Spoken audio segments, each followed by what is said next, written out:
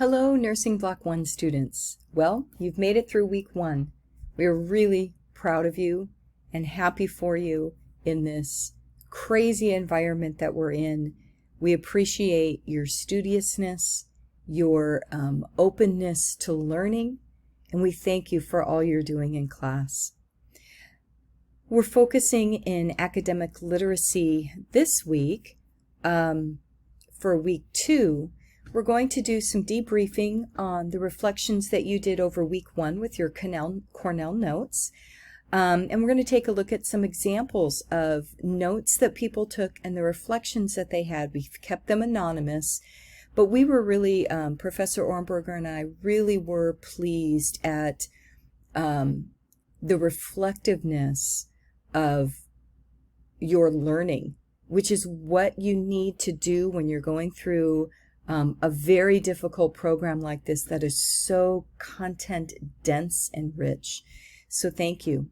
We're going to talk specifically about metacognition in nursing, and then we're going to add another tool to your toolbox for strategies for success in reading and being actively engaged when you read, and that's strategic annotating. So I don't want to take too long, because the longer we have on this, the more bored you're going to get. So we want to give you some examples here. But what I'm going to do right now is just invite you to pause and read some of these reflections that your peers had on the Cornell note-taking last week.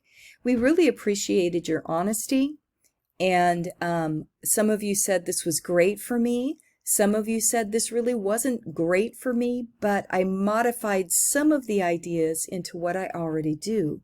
That's wonderful, because that gets you thinking about your learning. We want you first and foremost to know that we as academic literacy specialists are not asking you to do something one way. We're asking you to think about what we are showing you and ways that you can incorporate that in your learning and in your reading to help you be more efficient and successful. That's the key, right? So I have a few slides here, 3 slides on reflections. I'm going to just breeze through them real quickly. I'm not going to read anything. I'm asking you to pause the recording as you go and take a look at these reflections. So here's one. These are 2 separate reflections. And these are another set of reflections as well. Now that you've finished taking a look at those reflections, I want you to really think about how what your peers said are a reflection of what you felt and or not. And again, that's okay. We want to begin to see our differences and our similarities in learning. That's a good thing. I'm also now going to show you some examples of how people took Cornell notes. Again, pause and take a look, because these are pretty great, and you can see some differences. Example 1, you can pause and take a look. Example 2, pause and take a look. Example 3. Please note on example 3, we have some introduction into color. Color really helps your mind remember things, so color is really good for memory. And here's example 4. This example was done, I believe, on an iPad with an app. So a really great example of something that you can do technologically as well if you don't want to do handwriting.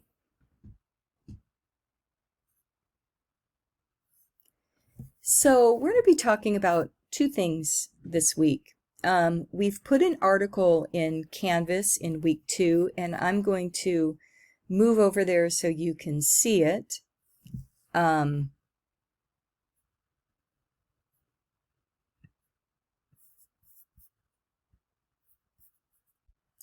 So for week 2, We will have the PowerPoint that we're recording right now, right up above, right underneath your week 2 discussion board.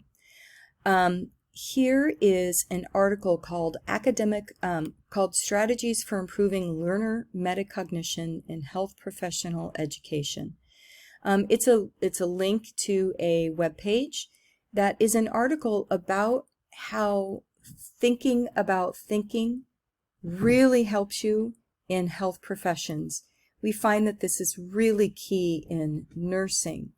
So this is just an area that we really want you to take some time to read. It's not a real long article, but we hope that it shows you that the strategies that we're teaching in here go beyond the classroom and really evolve into your clinicals and into your nursing practice.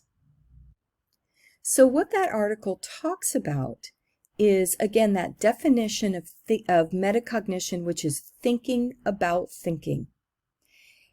The thing that you want to remember about metacognition and what we're asking you to do is to really tune into how you're learning and to think about your learning. Please don't get stuck into the I've always done it this way. We want you to expand your horizons and think about what is working best for you, to try new strategies, even if something is working well, to be thinking about what you can do to also improve your strategies in learning. This article highlights that we are lifelong learners. Some of you are coming back to school. You already have had a profession. You've already done a lot in this world, but you are lifelong learners. And that takes self-direction and self-regulation. And when we're learning online, well, believe it or not, self-direction and self-regulation are really important as well. And we want you to think about this as you're learning in terms of the nursing profession as well, beyond your academic walls. So we want you to think about that. It's really crucial to guide your thinking, especially as you're working with patients, right? What's working? What's not working? How was my interaction with that patient just now? What worked? What didn't work? What techniques can I use in the future that's going to help me? So that's your thinking about thinking, your metacognition, your process of reflection over what you're doing and getting better. Okay? So we want you to do that in your study strategies as well. We do it throughout life. Sometimes it is more difficult to do in our study strategies. So we want you to really open your minds to doing the same things. There are some more formal strategies that are encouraged, and you can see the chart that's in that article. One of the things that we really liked, that it says this: metacognition's role in clinical decision-making is important, as it is a means to address what to learn, when to learn, and how to learn. Really important in the nursing profession and in your learning about becoming a nurse. Now, this is just a quick chart that we really like, that wants you to just see the connectedness of everything that we're doing.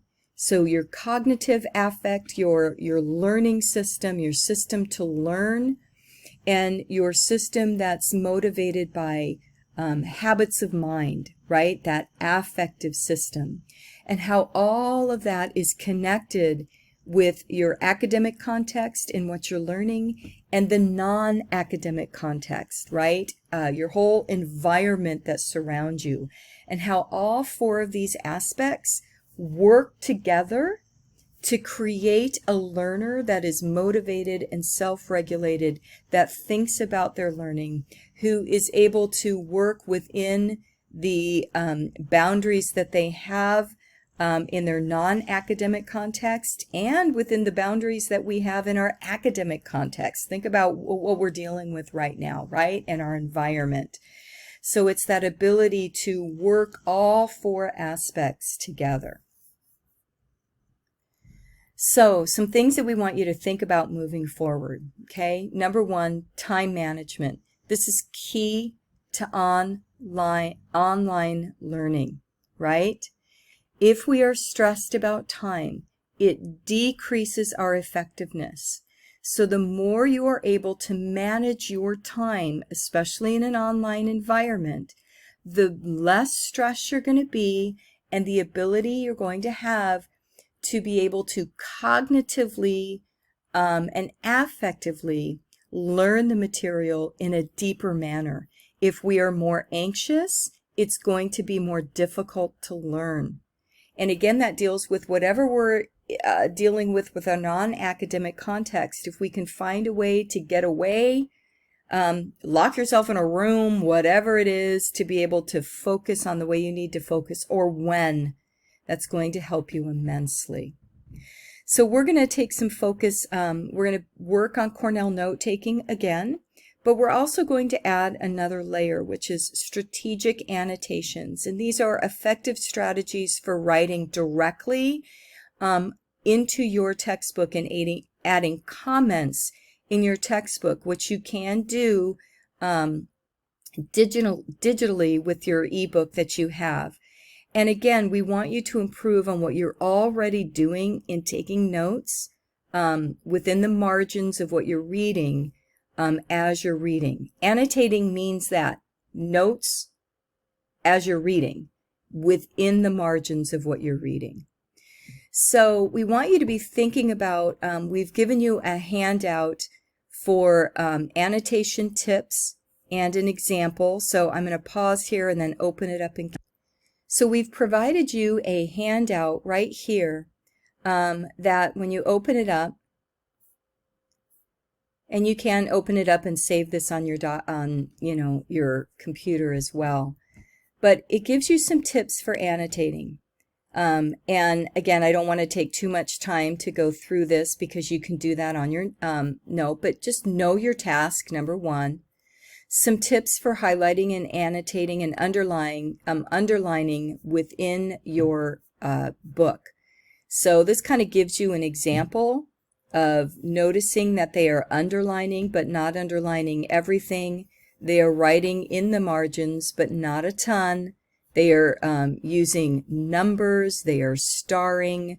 They are doing things within that text that's going to help them learn. So again, this is just an example. And remember, in your ebook, you can do something like this as well with adding comments and notes and highlighting. So there's a lot of wonderful tools you can do within the margins of your ebook as well. So please take a look at this article and spend some time looking at it. We are also going to be sharing with you an annotation video. I will put that right underneath the handout. So you'll have the handout, you'll have the video, you'll have that article that you can read about metacognition.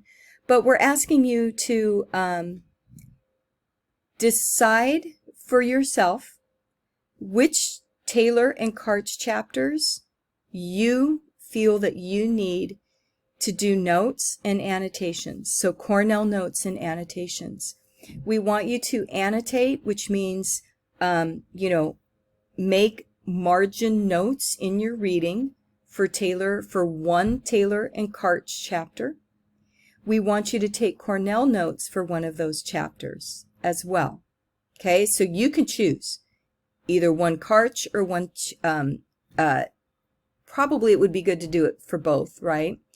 And then take Cornell notes for one of those chapters.